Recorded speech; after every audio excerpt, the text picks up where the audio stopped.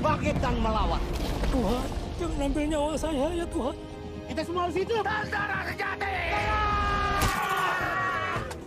Aduh. Kali. Oh, sorry. Enak juga ya kalau punya istri. Gue juga kalau punya istri, cium-ciumin. Gua remes. Tukanพร้อมนะโอเค3 2 1น่ารักโอเคเฮ้ย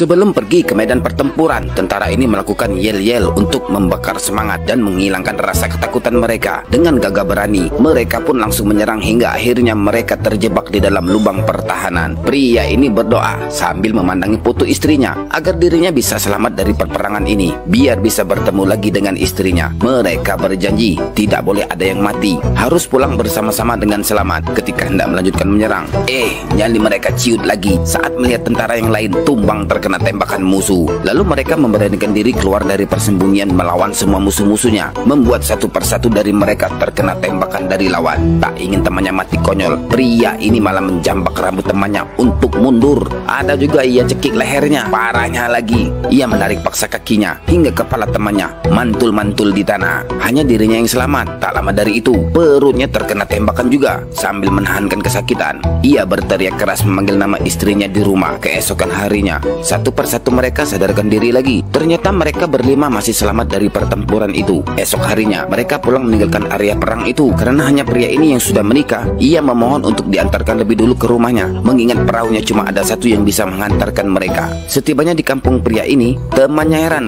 kenapa semua rumah yang ada di kampung ini menutup pintu dan terlihat sangat sepi sekali. Hingga malam tiba, akhirnya pria bernama Kang Makmur ini sampai di rumahnya. Bapak ini ketakutan, langsung buru-buru membawa perahunya pergi meninggalkan mereka. Membuat tentara satu ini menjadi heran kenapa bapak itu tega meninggalkan mereka semua. Satu persatu ruangan di dalam rumah ini diperiksa. Ia tidak menemukan istrinya di dalam rumah. Tiba-tiba dari belakang, istrinya datang langsung menepuk pundaknya, membuat rasa rindu mereka langsung terlampiaskan. Melihat perut istrinya tidak hamil lagi, pria ini bersedih sambil guling-guling, mengira istrinya sudah keguguran. Si istri memberitahukan kalau anaknya sudah lahir dari bulan kemarin. Dengan rasa senang dan bahagia, pria ini mendekati dan langsung menggendong anak kandungnya itu. Saat istrinya memberitahu kalau namanya itu Cipluk, teman-temannya tertawa semua. Kok bisa memberi nama anak seperti itu? Tak lama dari itu, Kang Mak memperkenalkan istrinya bernama Sari kepada mereka, membuat temannya satu ini terpesona dengan kecantikan Sari. Kang Mak bercerita, saking cantik istrinya dahulu, ia pernah memenangkan banyak perlombaan. Salah satunya lomba pesona wajah kampung, pernah juga juara kembang kampung, lalu juara putri pasar idaman, dan tak kalah penting, Sari juga jadi juara bertahan putri sungai 3 tahun berturut-turut. Setelah mendengarkan semua cerita Kang Makmur,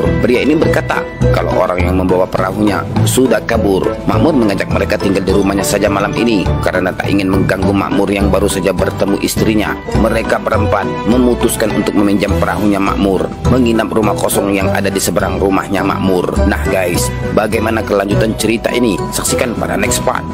Ia terbangun di tengah malam saat hujan deras. Tak sengaja melihat bayangan perempuan yang sangat menyeramkan. Sampai ia membangunkan temannya yang sedang tertidur pulas. Yang terlihat hanyalah bayangan burung. Saat teman satunya lagi dibangunkan, dirinya malah melihat bayangan anjing. Anehnya lagi, ketika teman satunya lagi terbangun, dirinya berkata kalau itu bukanlah bayangan anjing, burung, ataupun perempuan. Itu adalah bayangan setan. Sontak membuat mereka berempat berteriak ketakutan. Ternyata itu hanyalah sebuah mimpi di siang bolong. Dari seberang sungai, Kang Mak memanggil mereka, ingin mengajak mereka belanja ke pasar. Ketika mereka sudah berkumpul, tidak ada yang mau menggayung perahunya ke pasar. Melihat ada seorang nelayan melintas, Kang Mak meminta bantuan nelayan itu. Karena rumah Kang Mak terkenal angker, nelayan ini memutuskan untuk mundur, membatalkan niatnya mencari ikan. Dengan terpaksa, mereka pun harus mengayuh perahunya sendiri. Pria ini nunduk tersipu malu dilihati Sari dari depan rumahnya. Saat ia memandanginya lagi, Sari tiba-tiba sudah menghilang bersama anaknya, membuat pria ini menjadi heran. Ketika mereka sudah sampai di pasar, Kang Mak menemui teman namanya, yang sambil berteriak kalau Kang Mak sudah datang, membuat semua orang yang ada di pasar menjadi ketakutan melihatnya. Ketika Kang Mak minta disiapkan semua sayur dan bumbu-bumbu untuk dimasak siang ini, bapak yang sudah ketakutan ini memberikan semua dagangannya gratis kepada Kang Mak, membuat semua teman-temannya menjadi heran melihat semua tingkah orang-orang di pasar ini kepada mereka. Saat mampir ke warung kopi, mereka malah bertemu pelayannya berdandan seperti seorang dukun. Sambil membacakan mantra-mantranya, dukun ini langsung minum dan menyemburkan air dari mulutnya kepada mereka semua, menuduh mereka adalah setan yang gentayangan di siang bolong. Mendengar itu, mereka merasa tersinggung telah dituduh sebagai setan. Wanita ini berkata kalau Sari, istrinya Kang Mak, sebenarnya sudah lama meninggal dunia. Kalau kalian semua tidak percaya, silakan saja kalian intip lewat dari selangkangan. Bukannya marah, Kang Mak malah tertawa. Ia menganggap semua yang diucapkan wanita itu adalah candaan saja. Setibanya di rumah, mereka baru sadar wajar saja semua warga di sini ketakutan melihat kita, karena kita semua dianggap tinggal bersama setan. Mendengar ucapan dukun di warkop pasar tadi, pria ini memberanikan diri ingin membuktikannya apakah Sari benar-benar setan atau bukan. Dia langsung menundukkan kepala, bukannya melihat dari selangkangan sendiri. Pria ini malah melihat selangkangan Sari. Ya, mana bisalah melihat setan pakai selangkangan orang. Kang Mak mendekati temannya. Ia tersinggung kalau istri dan anaknya dibilang setan. Takut Kang Mak menjadi marah, pria ini langsung menggendong anak Kang Mak dan mengajaknya bermain. Tiba-tiba pria ini ketakutan. Dia melihat Kang Mak baru saja keluar dari dalam rumah sambil menggendong anaknya, yang seketika anak yang ada di pelukannya sudah berubah menjadi batang pisang. Ketika pria satu ini hendak buang hajat di tengah hutan, tak sengaja dia melihat benda aneh di tanah. Saat dia memberanikan diri mengambilnya, ternyata itu adalah sebuah tangan yang sudah menjadi tengkorak, membuat dirinya auto kabur, membatalkan niat membuang hajatnya.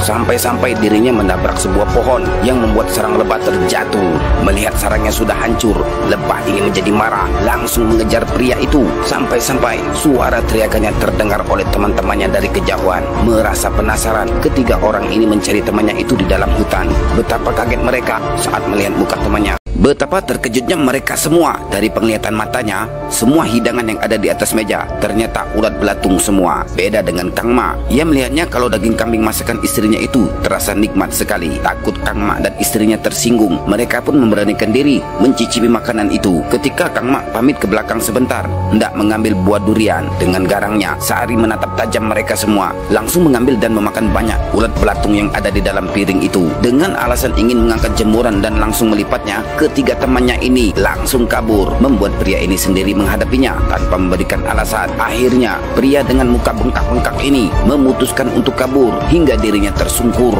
Walaupun dirinya berhasil berdiri dan bergabung lagi bersama teman-temannya, anehnya perahu yang mereka bawa hanya berputar-putar di situ saja. Sehari mendekati mereka, dia meminta untuk jangan lagi mengganggu kebahagiaan dia dengan suaminya itu. Setelah mereka berjanji tidak akan mengganggunya lagi, barulah perahu mereka bisa pergi dari situ. Kang Mak mendatangi rumah mereka. Ia kecewa karena teman-temannya sudah percaya apa yang dikatakan semua warga kalau anak dan istrinya itu adalah setan. Tak ingin kebahagiaannya hancur, Kang Mak meminta mereka semua untuk segeralah pergi dari kampungnya ini. Kang Mak ingin membuktikan sama semua warga di kampungnya kalau istrinya bukanlah setan. Dia mengajaknya jalan-jalan ke pasar malam. Saat bocah ini menabrak Kang Mak, tak sengaja balon gas di tangannya terlepas melayang. Kang Mak meminta bocah itu jangan bersedih. Ia berjanji akan menggantinya yang baru. Tak lama dari itu, istrinya yang memakai topeng langsung mengembalikan balonnya yang terlepas itu, membuat Kang Mak heran. Begitu siaga istrinya mengambil balon yang baru saja terlepas. Ibu ini datang langsung membawa anaknya pergi. Khawatir istri Kang Mak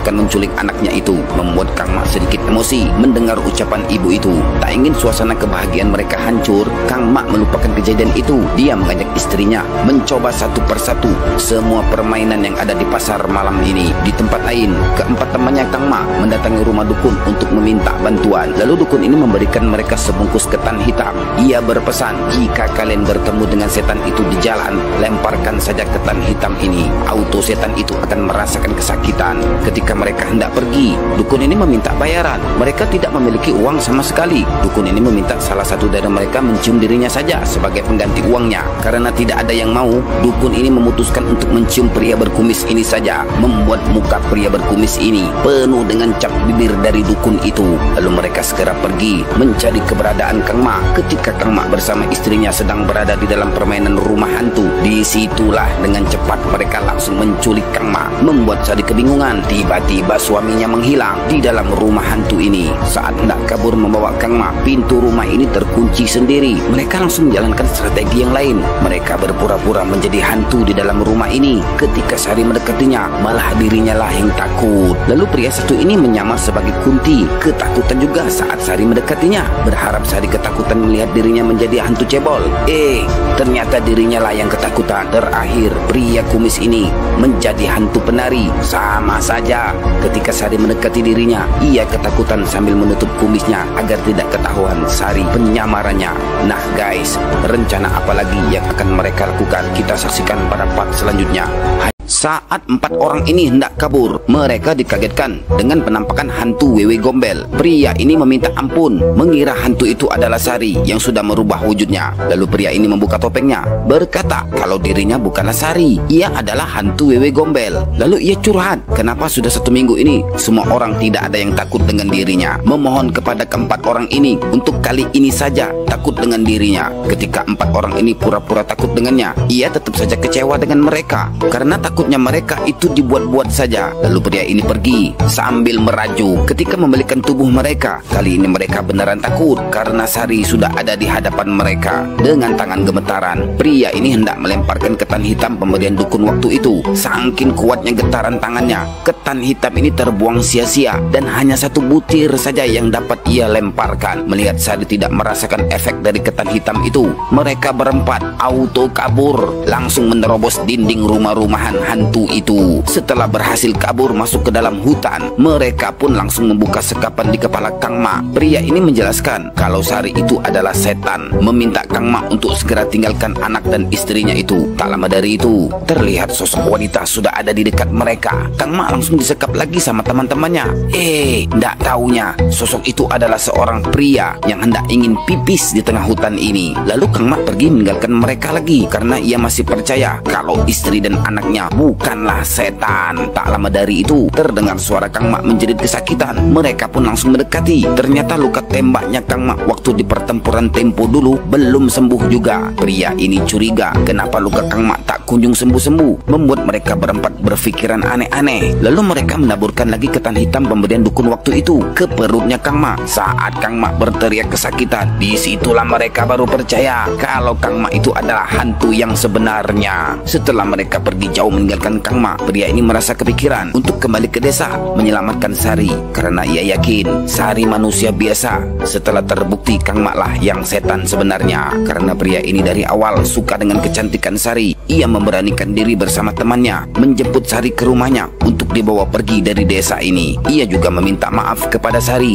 kalau selama ini ia telah menuduh Sari adalah setan, dan akhirnya mereka berhasil membawa Sari dan anaknya pergi dari rumah angker itu. Karena perahu yang mereka bawa sangat kecil, air perlahan-lahan masuk. Tak ingin kelebu di tengah sungai ini, mereka membuang barang-barang bawaannya agar perahunya tidak keberatan lagi. Sampai-sampai pendayungnya juga mereka buang. Ketika perahunya merasa sudah aman, pria kumis ini marah. Bagaimana perahu ini bisa maju kalau dayungnya telah mereka buang ke sungai? Aduh, dasar pria koplak. Di seberang sungai, Kang Mak berkata, tolong jangan bawa anak dan istrinya pergi. Sambil berjalan perlahan-lahan, Kang Mak masuk ke dalam sungai, ingin menjemput anak dan istrinya. Sampai dirinya tenggelam tak terlihat lagi. Saat ia timbul ke permukaan, Kang Mak meminta tolong karena kakinya merasakan kram saat berjalan di dalam sungai tadi. Tanpa mereka sadari, Kang Mak pun menaiki perahu kecil itu. Lalu ia meyakinkan lagi teman-temannya kalau dirinya bukanlah setan, sambil mengeluarkan cincin kawinnya yang sudah dijadikan mainan kalung.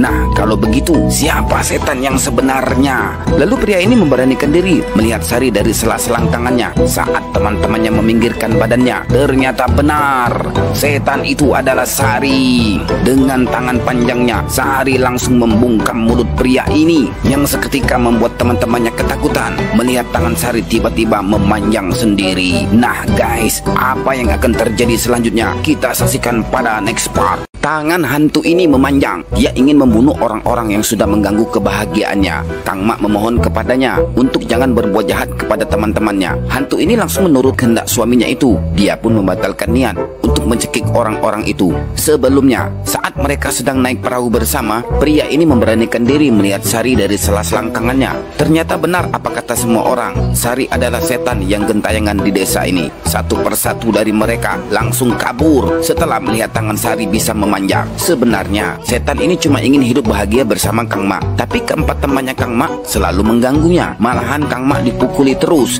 biar sadar kalau istrinya itu adalah setan. Tak cukup sampai di situ, mereka menemui lagi seorang dukun untuk meminta bantuan. Ternyata dukun ini juga ingin balas dendam dengan hantu itu karena saudara kembarnya telah dibunuh. Lalu dukun ini memanggil arwah saudara kembarnya itu untuk masuk ke dalam tubuhnya. Ternyata arwah saudara kembar dukun ini adalah wanita yang dulu pernah mereka temui juga. Dukun ini membagikan semua peralatan perang untuk melawan hantu itu nanti. Dia memberikan ketan hitam, lalu ia juga memberikan kembang setaman, dan terakhir dia juga memberikan pedang kayu yang sudah ia bacakan mantra-mantranya. Kemudian dukun ini mengambil tali yang sudah ia lumuri darah ayam cemani yang akan dia buat jadi pagar supaya hantu itu tidak bisa mendekati mereka. Setelah semuanya sudah dipersiapkan, hantu itu pun mendatangi mereka. Awalnya mereka semua ketakutan. Dukun ini meminta mereka untuk tidak mundur. Melihat Sari terbang melayang mendekati mereka, si dukun mengajak mereka semua untuk berdiri dan tetap tenang menghadapinya. Dukun meminta pria ini melemparkan ketan hitamnya. Dengan wajah ketakutan,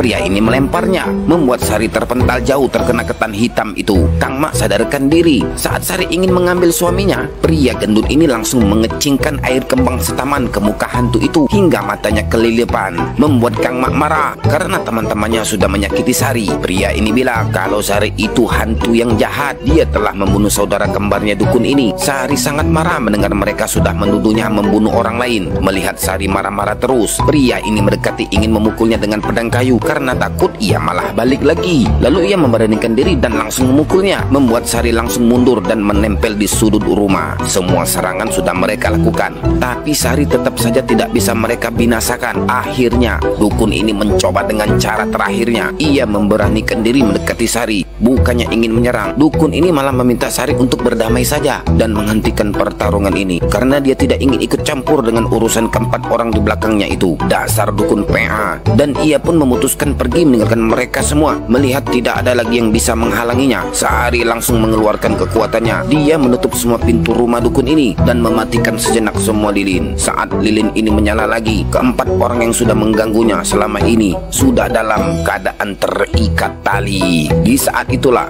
Sari langsung memanjangkan tangannya ingin membunuh mereka satu persatu. Kang Mak tak tega melihat semua temannya akan mati. Ia memohon kepada istrinya untuk tidak berbuat jahat. Kang Mak rela Sari membunuh dirinya saja agar dia bisa hidup dengan Sari di alam yang sama. Mendengar permintaan Kang Mak seperti itu, Sari pun langsung menurutinya. Ia pun langsung memanjangkan tangannya ingin membunuh suaminya sendiri. Bukannya dicekik, Sari malah menghapus air mata yang jatuh di pipinya Kang Mak. Sari tak tega membunuh suaminya sendiri. Ternyata selama ini Kang Mak sudah tahu kalau Sari itu sudah mati. Ia melihatnya sendiri dari bawah selangkangnya. Aku langsung memeluk anakku sambil menangis, dan aku juga sudah menemukan bangkai istriku di dalam hutan. Dirimu mati karena sudah berjuang sendiri untuk melahirkan anak kita. Membuat Sari menjadi tambah bersedih melihat perlakuan suaminya selama ini berpura-pura tidak tahu agar dirinya tetap bisa bersama dengan Sari walaupun sudah berbeda alam. Dan akhirnya Kang Mak pun rela hidup bersama Sari dan keempat temannya pun dibebaskan Sari. Kini mereka berlima hidup bersama, tidak ada rasa takut sedikit pun, dan film pun tamat. Terima kasih sudah menyaksikan cerita ini sampai akhir. Saksikan film-film keren selanjutnya.